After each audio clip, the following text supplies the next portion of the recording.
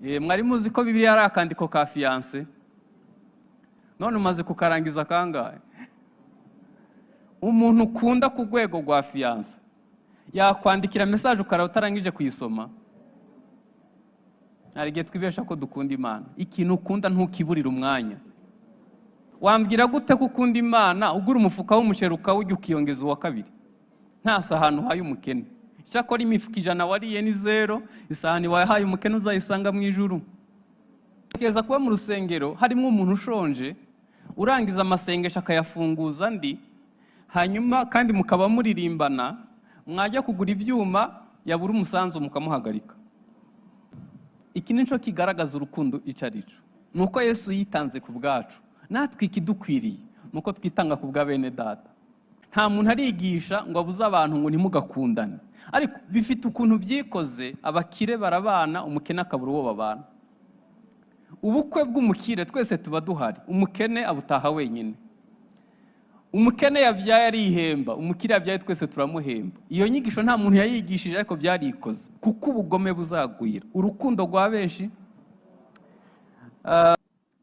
Yesu ashimwe cyane. Haleluya. Nagira ngo dusome igitabo cya mbere c'ingoma, ibice 29 umurongo wa 3. Igitabo cya mbere c'ingoma 29 umurongo wa 3. Kandi rero kubw'urukundo nkunze inzu y'Imana yanjye, kuko mfite ubutunzi bwanjye bwite bw'izahabu n'ifeza, mbuhaye inzu y'Imana yanjye busage kubyo natunganirije inzu yera byose. Amen. Topic bamaye ko tuzaganiraho ivuga ngo urukundo dukunda Imana rudutera kuyikorera. Urukundo dukunda Imana rudutera kuyikorera. Amen.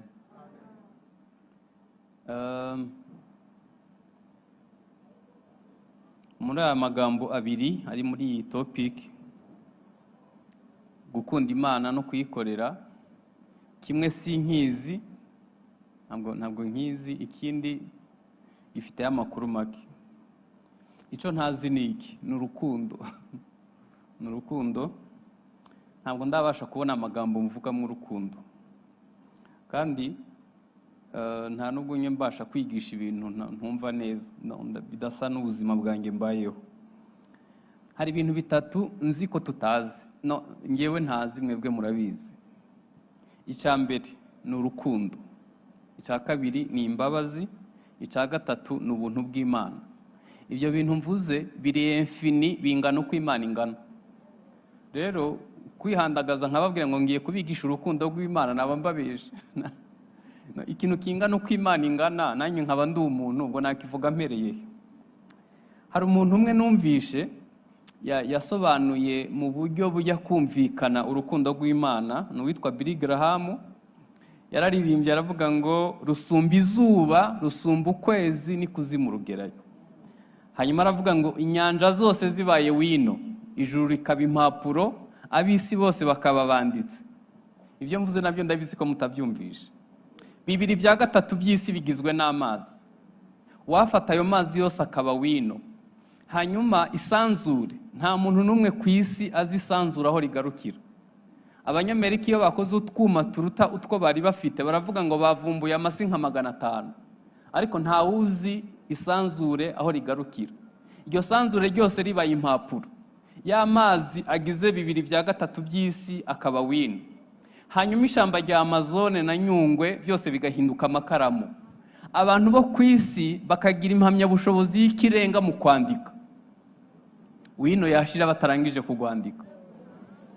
Hanyuma aravuga ngo uko ikunda umwana wayo niko inkunda nta rimbi kwiriye. Nari umugome impa Yesu ngo ncungure. Aravuga ngo nziko mube wacunguje amaraso nanjye ndimo. Ntabwo nababesha ngo ngiye kwigisha urukundo. Nta nubwo ngiwe ndabihishurirwa ku kigero Billy Graham yabimenyemo. Hari umurongo muri Bibiliya ufatwa nk'umutima wa Bibiliya, Yohana 3:16. Aravuga ngo kuko Imana yakunze abari mu isi cyane, byatumye itanga umwana wayo w'ikinege, kugira ngo umwizera wese atarimbuka, ahubwo ahabwe ubugingo buhoraho. Uwo ni wo mutima wa Bibiliya. hanyuma abaroma 5:8 haravuga ngo ariko Imana yerekanye urukundo rwayo idukunda ubwo Kristo yadupfiraga tukiri abanyabyaha. Hanyuma urukundo ni iki? Urukundo ni kimwe mu bigize Imana. Imana igizwe n'ibintu byinshi, ntabwo warutandukanya n'ukuri kwayo, ubutabera, gukiranuka, ibyo byose bigize Imana. Hanyuma urukundo ni kimwe mu bigize Imana.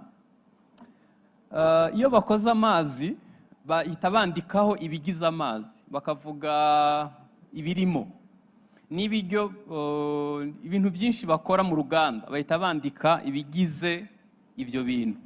Hanyuma hano Paulo yandikira abakorinto ibice 13 umurongo wa 4 ku murongo kugeza ku murongo wa 7 yavuze ibigize urukundo rw'Imana. Rurihangana, rukagira neza, urukundo ntirugira ishari, urukundo ntigwirarira, ntiguhimbaza, ntirukora ibiteye isoni, ntirushaka ibyago, ntiruhutiraho, ntirutekereza ikibi. Ndabizi ko ibyo mubizi, hasigaye ko tubigira ubuzima gusa. Hanyuma kubera ko ntifuza gutinda hano, ndavuga hano mpagaze, nyine dufite abaririmbyi bari kuturirimbira neza, kandi uyu munsi n'umunsi w'indirimbo, sibyo? Nashaka kubabwira inzego enye z'urukundo. Ushobora kongeraho izindi ukazigira 10, nge nahisemo kuvuga inzego enye z'urukundo. Mwibuke ko topic yacu ivuga ngo urukundo dukunda Imana rudutera kuyikorera. Umunsi twagumvishe gukorera Imana bizatworohera. Inzego enye z'urukundo bituma tuyikorera. Urwego rwa mbere no gukunda Imana. Bibiliya igizwe n'amagambo abiri. Ijambo rya mbere ni itegeko rikuru. Ukundisha Uwiteka umutima wawe wose n'ubwenge bwawe bwose n'imbaraga zawe zose. Mbibutse ko ibyo nibyo bice bitatu bigize umuntu. Umutima ni umwuka, ubwenge buba mu gice cyitwa ubugingo, imbaraga ziba mu gice cyitwa umubiri. Hanyuma Bibiliya igizwe nanone n'inshingano nkuru. Urakoze cyane. Bibiliya igizwe n'inshingano nkuru. Inshingano nkuru ni ugukorera Imana. Mujya n'ubutumwa bwiza uhereye Yerusalemu kugera ku mpera y'isi. Ayo niyo magambo abiri. Bibiliya uyirezimye mu magambo abiri. Igizwe n'itegeko rikuru n'inshingano nkuru. Urwego rwa mbere rw'urukundo rero ni ugukunda Imana. Iyo wasobanukiwe urukundo rw'Imana, kuyikorera birakorohera. Ntekereza ko madamu yari mu mujyi arimo kureba amashati, abona yose yayangurira. Ntekereza ko kugirira neza umwana wawe ntabwo bisaba imibare, ariko twe gukorera Imana bidusaba imibare. Kubera iki? Dushobora kuba twayikundishije umwuka, ubugingo butarayikunda n'umubiri utarayikunda. Ukundisha Uwiteka umutima wawe wose n'ubwenge bwawe bwose n'imbaraga zawe zose. Muri fiança yanjye na madamu, utumesaje yanyandikiye naratubitse muri telefone. Rimwe ngiye kwigisha, tumaranye nk'imyaka 5, nagiye kwigisha muri kaminuza i Butare, hanyuma telefone bayinyibira Nyabugogo. Ntababeshe, sinababajwe n'agaciro ka telefone, nababajwe na message zari zirimo. Ariko ibyo yanyandikiye byo biri hadi by'impapuro narabibitse, nzabyereka n'umwuzukuru. None nagira ngo mbabaze, mwemera ko Yesu ari umukwe natwe tukaba turi abageni? Mwari muzi ko Bibiliya ari akandiko ka fiancé? None umaze kukarangiza kangahe? Umuntu ukunda ku rwego rwa fiancé yakwandikira message ukara utarangije kuyisoma? Hari igihe twibesha ko dukunda Imana. Ikintu ukunda ntukiburira umwanya. Ababyeyi hari igihe tubura umwanya w'abana bacu kugira ngo tuganire byibuze iminota 30 mu cyumweru, ariko iminota 90 y'umupira ku muntu ukunda ntayibura. Ukundisha Uwiteka umutima wawe wose. Ntekereza ko utekereje ko kujya gusenga ari ukuvugana na fiancé, ntabwo wabura akanya ko gusenga, ahubwo nuko tutamukunda turamubesha. Urwego rwa mbere rero ni ugukunda Imana. Hari ibintu byinshi, nakubwira ibintu nk'ijana bigaragaza ko tutayikunda. Urwego rwa kabiri ni ugukunda mugenzi wawe. Mugenzi wawe ninde? Mugenzi wawe ninde? Yesu yaravuze ngo nuwavaga i Yerusalemu amanukiye ariko agakubitwa mu nzira, hanyuma umusamariya akamutoragura. Ibyo si byo nashaka kuvuga. Ndashaka guhuza urukundo dukunda Imana no gukorera Imana. Iyo usomye Matayo 25:35 haravuga ngo kuko nari nshonje mukamfungurira, nari mfite inyota mu micyonwa, nari umushyitsi murancumbikira, nari nambaye ubusa muranyambika, nari ndwaye muransura, nari mu nzu y'imbohe muza kundeba. Umwami azabasubiza ati ndababwira ukuri, ubwo mwabikoreye umwe muri bene data aba boroheje bari hanyuma y'abandi, ari nge mwabikoreye. Ubwo urukundo ntiruhuye no gukorera Imana, kandi ugakorera Imana ku muntu yoroheje kuruta abandi. Ibyo kubaka urusengero n'ibindi ndaza kubivuga mu kanya. Urwego rwa mbere rw'urukundo ni ugukunda Imana, urwa kabiri ni ugukunda mugenzi wawe nk'uko nabyo ndabizi ko tutabyumvisha. Gukunda mugenzi wawe nk'uko wikunda ni ukumva unyotewe ukigurira fanta, ugatekereza ko ari undi muntu unyotewe ukeneye fanta. Ni ukwigurira ishati ugashaka undi muntu yigurira. Ni ukwigaburira ugatekereza undi muntu nawe ushonje.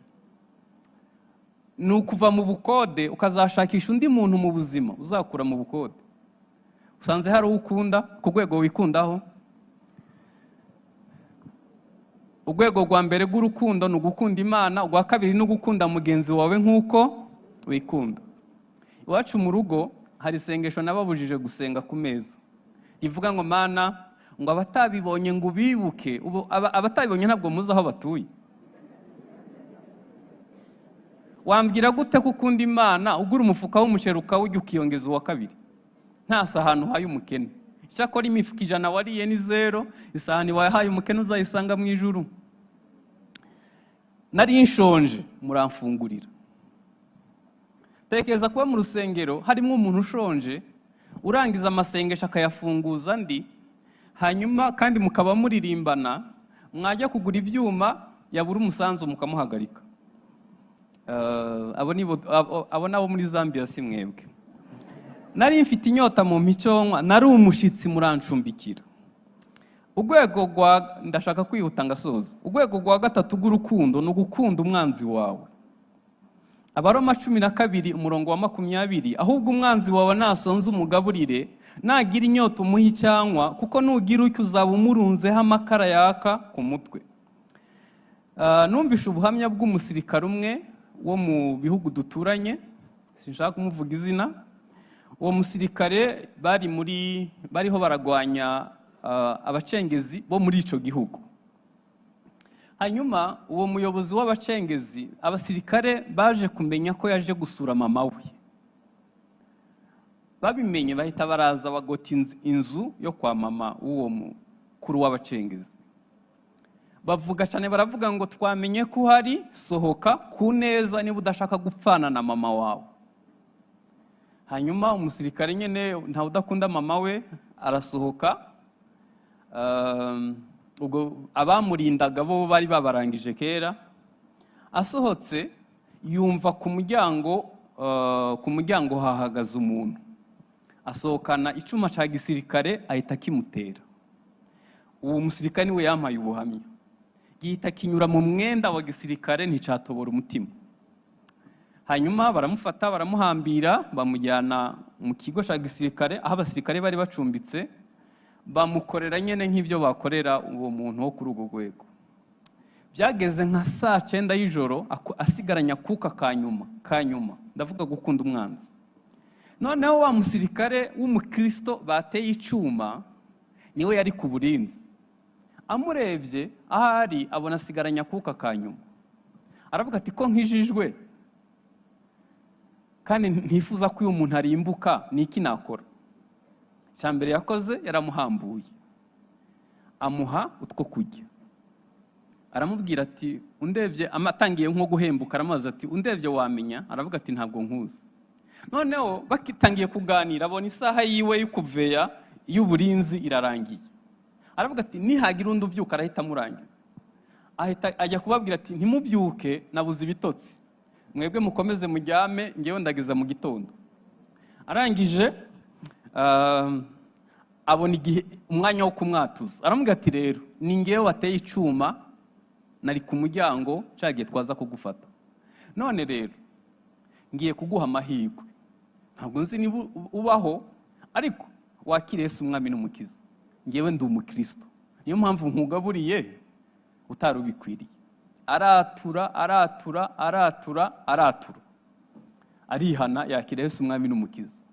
Mu gitondo bakangutse basanga wa muntu yahembutse, baravuga ati mbega umuntu yakoze ibi bintu agomba gupfana nawe. Baravuga bahita baratangura kuvuga ati ni runaka, naye ngiye kumuvuga izina, ni runaka yatubujije kubyuka.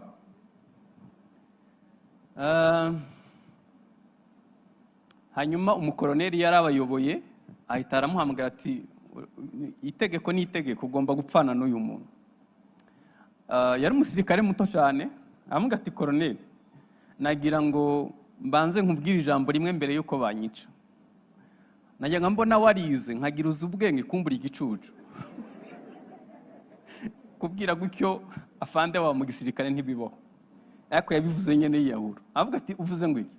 Najyaga mbona warize utuyoboye nkagira ngo ugira ubwenge, kumbe ntabwo ugira. Uyu muntu mugiye kwicira hano ni uzi intwaro zose aho zitabye, ni umuyobozi w'abacengezi, amakuru yose arayafite. None mugiye kumwicira natatweretse intwaro aho ziri, byibuze zizakomeza kuturasa. Ubwenge wize buri he? Wa mugabo avuga ngo uzi ko ari byo. Yahise ahamagara ku buyobozi bukuru, baza baramutwara, nyene abasha kubabwira amakuru yose. None uwo muntu mvuze yaragiye gupfa, ubu ni pasiteri, yakira Yesu umwami n'umukiza. Nagira ngo mbabwire ko umwanzi wawe niyasonza umugaburire, nagira inyota umuha icyango. Abanzi bazahindurwa n'urukundo, bazahindurwa n'urukundo. Hanyuma urukundo, urwego rwa kane rw'urukundo no gupfira abandi. Yohana nababwiye ijambo rifatwa nk'umutima wa Bibiliya, Yohana 3:16 haravuga ngo kuko yakunze abari mu isi byatumye itanga umwana wayo. Hanyuma urwandiko rwa mbere rwa Yohana ibice 3:16 haravuga ngo iki nico kimenyesha urukundo icyo ari cyo, nuko Yesu yatanze ubugingo bwe ku bwacu, natwe ikidukwiriye nuko twatanga ubugingo bwacu ku bwa bene data. Iri jambo narisomye imyaka myinshi ntararyumva.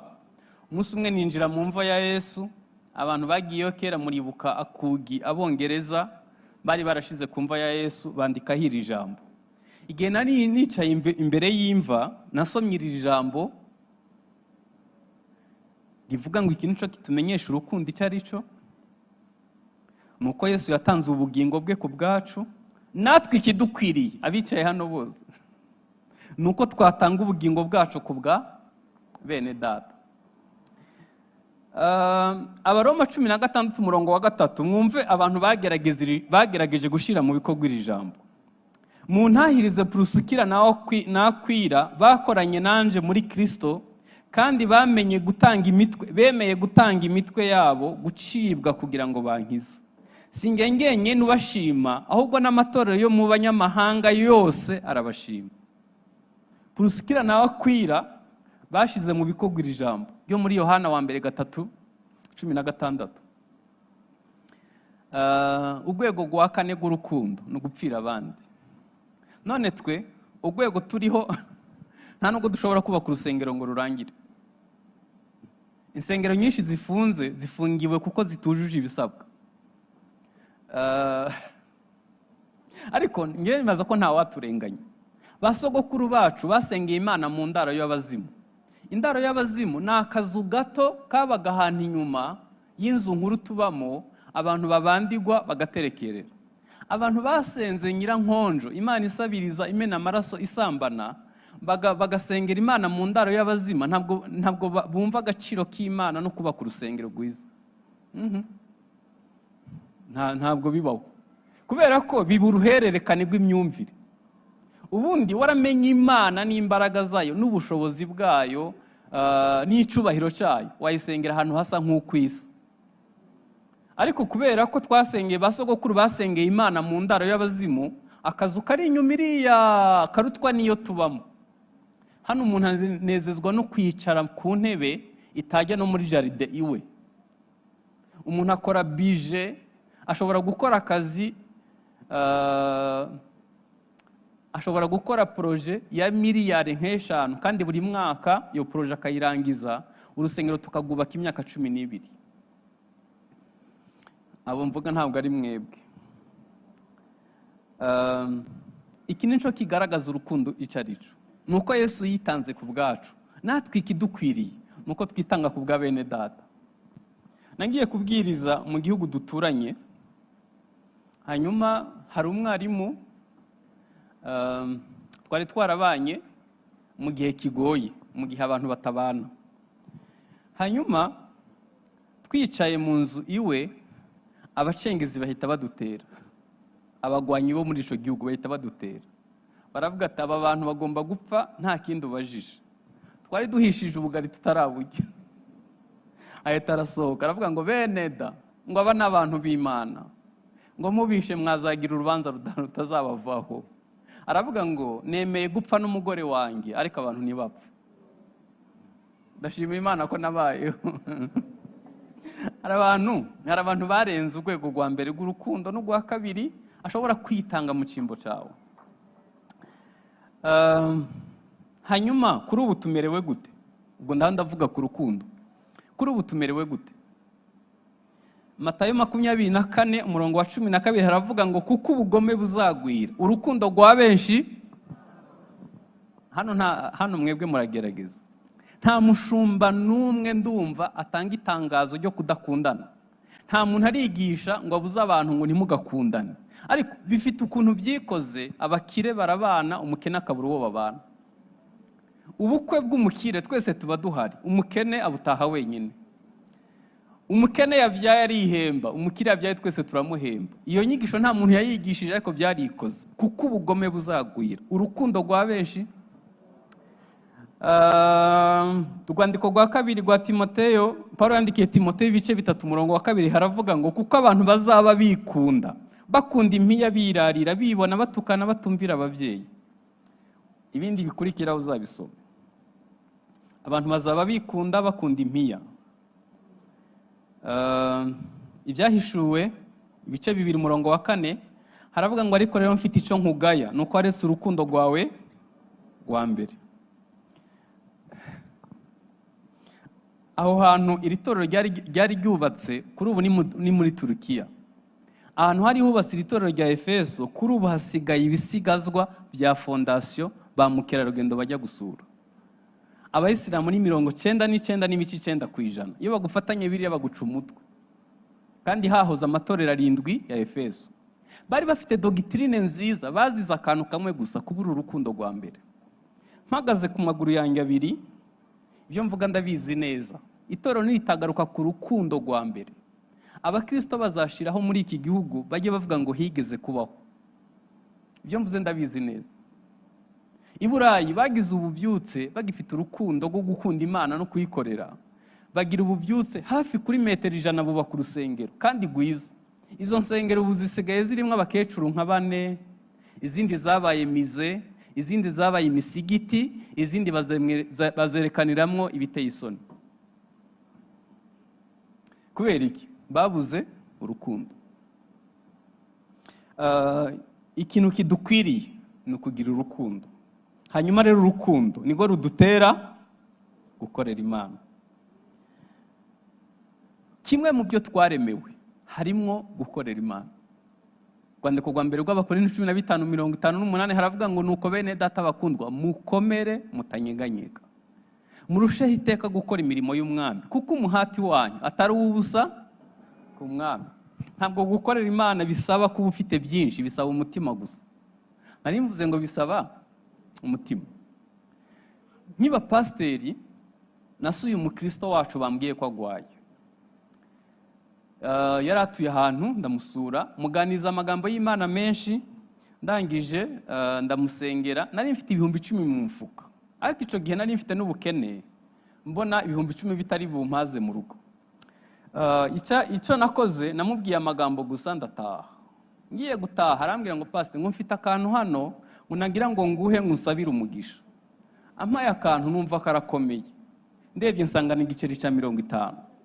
Ndamaze kubera ko mpaye 50, arambwira ngo muri iyi nzu imbere n'inyuma mfite igiceri cya 50. None nsabira umugisha ku Mana. Tuzi kuvuga ibigambo gusa. Tuvuga ibigambo bitagira ubuntu, bitagira urukundo, tukaririmba tukabira icuya, ni sawa muririmbe ntacyo bitwaye. Ariko kimwe mu byo twaremewe harimo gukorera Imana. Harimo gukorera Imana. Ntabwo dushobora guhindura isi nziza kuruta uko twayisanze nitutamenya gukorera Imana.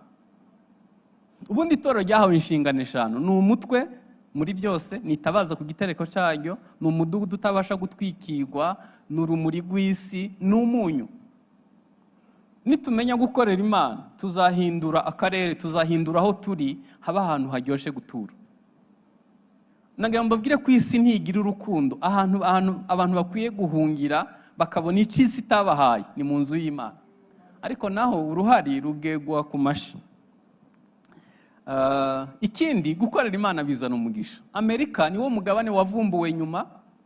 Abongereza bagezeyo basanga hari intambara, birabagora, benshi barapfa, batangira gusenga. Hanyuma ikindi bakoze cyiza, bahise bohereza abamisiyoneri ku isi hose.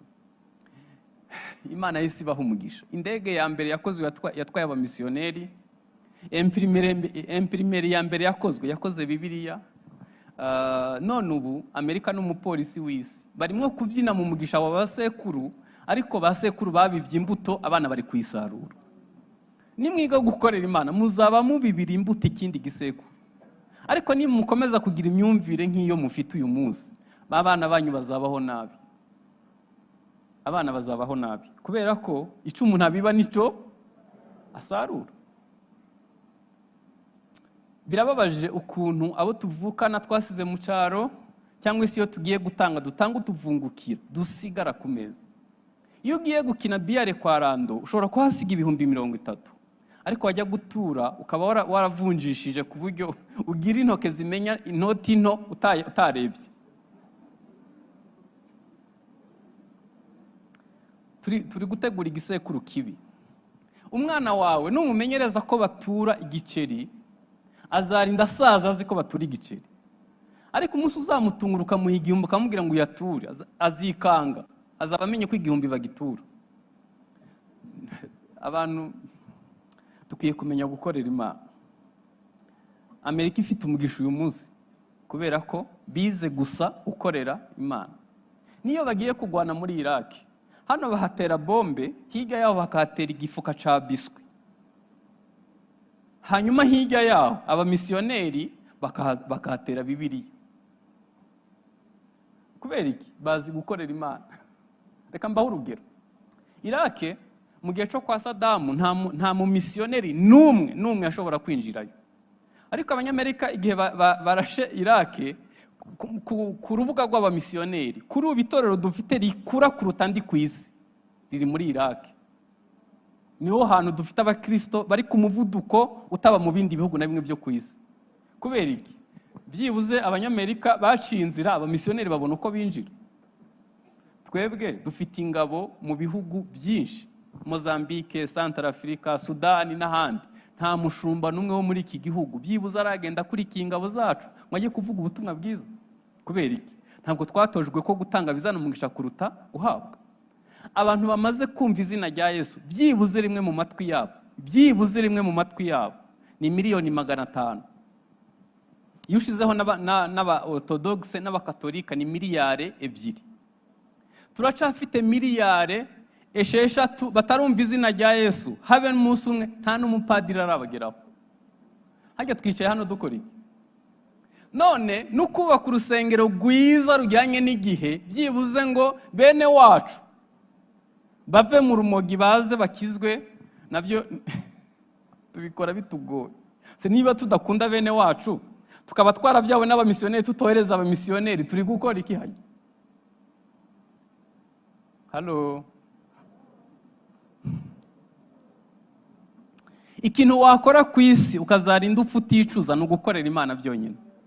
Nico kintu ku isi cyicubahiro waba ukoze ukazarinda upfa utabyicura. Amahitamo meza wagira mu buzima ni ugukorera Imana. Kubaka ahantu heza abantu bazakirizwa, kubwiriza ubutumwa bwiza, ubuhindurira abantu ikibanza bari kuzabamo. Bari kuzajya mu muriro, ukabahindura ikibanza bakazajya mu bwami bw'Imana. Mbega ikintu cyiza. Iyo umuntu umwe ahindukiriye Imana, Imana isiga 99 ikajya gushaka intama imwe yazimiye. Gukorera Imana ntako bisa. Hanyuma kudakorera Imana ntimugire ngo ni twebwe twenyine. Amatorero yohereza abamisiyoneri benshi ku isi bakoresha 5% gusa y'umutungo wabo. 95% yose agaruka kubaka ubwami bwabo. Hanyuma 5% niyo ajya mu kimisiyoneri. Hanyuma muri ako 5% iyo baje nk'i Kigali ntabwo bazajya muri Nyaruguru, bahita bashinga itorero i Kigali kandi hasanzwe hari amatorero. Mwari muzi ko muri Nyaruguru ushobora kugenda ibirometero 20 utarabona urusengero. Ibirometero 20 nta rusengero ruhari. Zose zitangirira i Kigali kuko niho dutura. Ntaco byari bitwaye, ariko byibuze iyo tuba twashira imbaraga mu gukorera Imana tukazana abantu kuri Kristo, bene wacu bakava mu biyobyabwenge no mu businzi no mu bindi. Ndashaka gusoza. Urukundo dukunda Imana rudutera kuyikorera. Sinakijijwe kera, maze iminsi mike nkijijwe, maze imyaka 40 mu rusengero. Kuva mbatijwe mu mazi menshi yashize imyaka 40. Igihe nabatizwa, igihe nakizwa, twajyaga twubaka urusengero turi abantu 30. Umva nakijwe mfite imyaka 10, ku myaka 13 bantangaho kimwe mu 10 mpitanye kubana n'abamisiyoneri mu ishamba. Iyo twagiraga abantu 30, ubwo twatangira munsi y'igiti. Iyo twabona abantu 30, twahita twubaka urusengero. Twabigenza gute? Ikibanza twaragisiza n'amaboko yacu. Hanyuma umuntu wese aje gusenga akaza yikoreye ibuye. Ayo mabuye akaba ariyo tugira fondation. Hanyuma abafundi bazi kubaka bakavuga ngo tuzubaka urusengero ku buntu ntaco dusabye kugeza guzuye. Noneho tugahita tujya mu gishanga tukabumba amatanura 4. Amatafari 2 tukayagurisha akavamwo sima, andi 2 tukazamukana n'imitwe yacu ku kibanza. Abakisto bakahita bahinduka abayede, tukubaka ibisengero binini byiza byiza binini. None abantu 1000 bubaka urusengero imyaka 10. Batuye i Kigali, bakize, batabuze na kimwe. Ubwo habaye iki? Uko twananiwe gukorera Imana. Nuko tutazi gukorera Imana. Nuko tudafite umutima wagutse kwigwamwe abandi. Imana ikwiye ibintu byiza byo ku rwego rwa nyuma bw'ubushobozi Imana yaduhaye. Imana ntiyagusaba icyo itaguhaye, ariko ikwiriye ibintu byiza byo ku rwego rwa nyuma bw'ubushobozi yaguhaye.